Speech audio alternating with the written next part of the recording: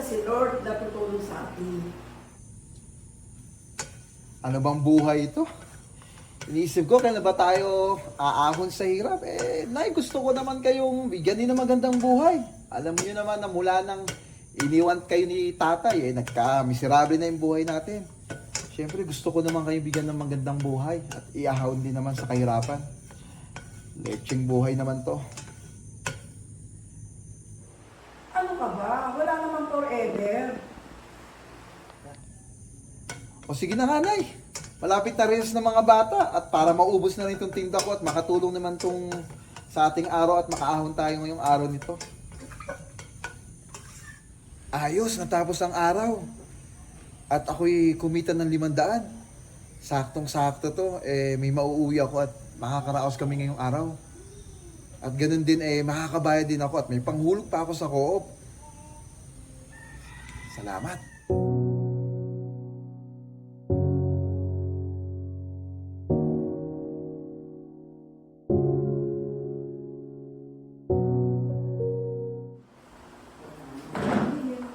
Hello, Miss Argo.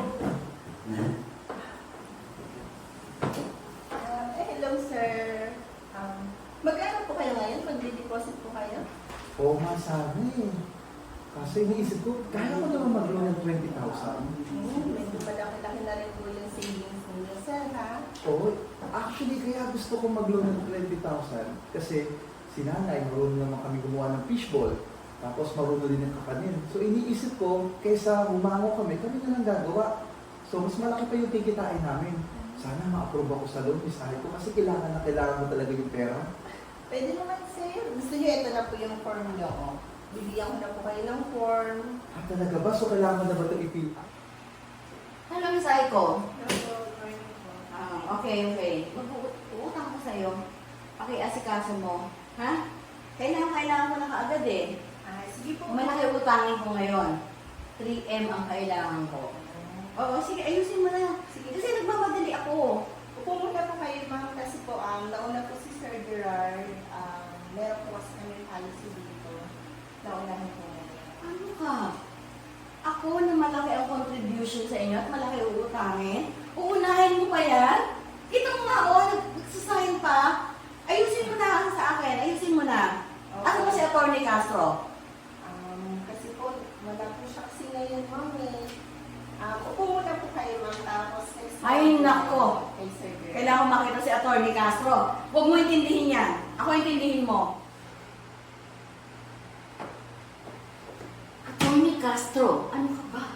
Alam mo ba yung impertinente mong empleyado gusto pa akong pag-antayin? Samantalang kailangan. Uutang ako ngayon. 3 million.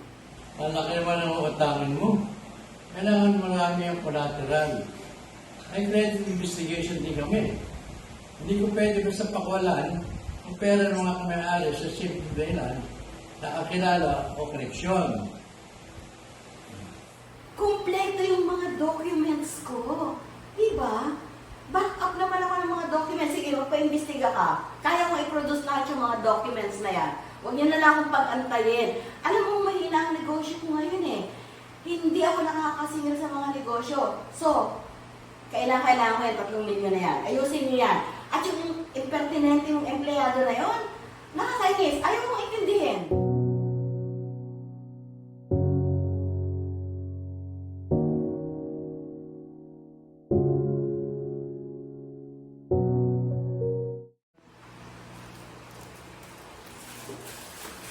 Miss Aiko, kamusta? Pasalubong ako sa iyo. Ay, salamat, Ayan. Sir. Actually, magbabayad na rin ako doon sa inutang ko at the same time magde-deposit na ako. Alam mo, nakakatuwa.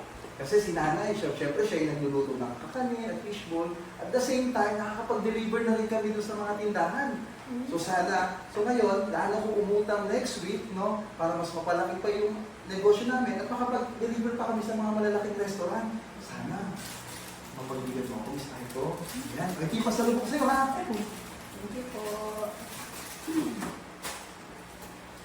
Asan yung amo yung saksakan ng bagal, yung matandang yun? Ha? Alam mo hanggang ngayon, hindi pa na-release yung loan ko? Ano ba kailangan niya? Nagsabit na ako ng mga documents eh. Bakit siya?